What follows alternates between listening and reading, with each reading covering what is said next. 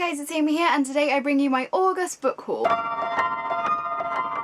So no excuses this month. I bought books. I'm going to continue buying books. I like books. There you go. First books I have to show you were actually sent to me by Galance because they're doing a read-along for these books, and it is the Mistborn trilogy by Sanderson. The first one being The Final Empire, which I'm reading at the moment. I will leave a link down below to a video done by Lucy at the Book Bell who explains everything to do with this read-along, and if you want to join in then you can most definitely do so. Next book I have to show you is Cold Comfort Farm by Stella Gibbons. This is a book that was recommended to me by my granddad. I'm pretty sure I remember watching either a TV programme or a film of this book when I was younger, and my granddad recommended that I pick up the book as he said it is one of his favourites. The next book I have to show you is The Bell Jar by Sylvia Plath. I've never read anything from Sylvia Plath, and I think in my video where I recommended mental health related books, a lot of you recommend that I pick up this one, so I did because I trust your recommendations. I don't know a great deal about Sylvia Plath, but I'm actually really looking forward to picking it up and letting you know my thoughts. The next book I have to show you is Unspeakable by Abbie Rushton. I have had this book on my wishlist for a really long time, so I decided to pick it up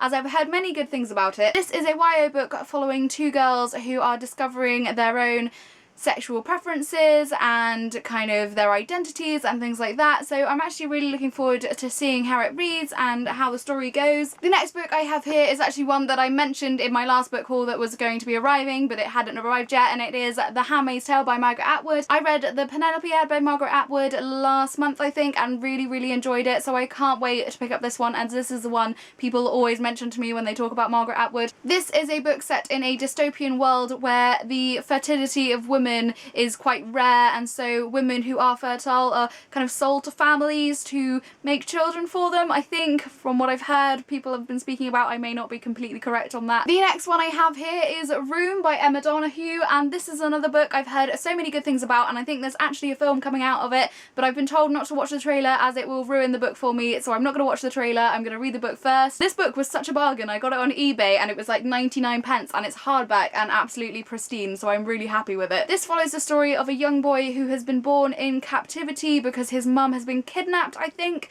and the whole story is kind of told through his eyes and his perspective on things. I think this is going to be quite a dark and hard-hitting novel to read. I think it's also going to be one that's going to stick with me for quite a while, so I'm going to be reading it when I'm feeling ready to have that kind of thing happen. The next book I have here was actually an unsolicited proof copy that I was sent by Puffin Books, and it is The Blackthorn Key by Kevin Sands. From the brief bit that I've read on the back, it follows the story of an apothecary and follows kind of fantasy and magic and things like that, so it sounds like something I would enjoy even though I didn't ask for it, so I'm looking forward to getting into it at some point. The next book I have here is one I'm really looking forward to, and I think I'm going to read it really soon, and it is We Have Always Lived in the Castle by Shirley Jackson. This is one that I've been recommended by so many people. When I went to the Penguin Classics dinner in London, they were talking about Shirley Jackson and saying that I have to definitely pick up this book. It's a lot shorter than I thought it was going to be, so I hopefully will really enjoy it, and then at some point I will pick up some more Shirley Jackson. If you have any recommendations for more Shirley Jackson books, then let me know down below. And the final book I have to show you is one that I bought on the recommendation of Jen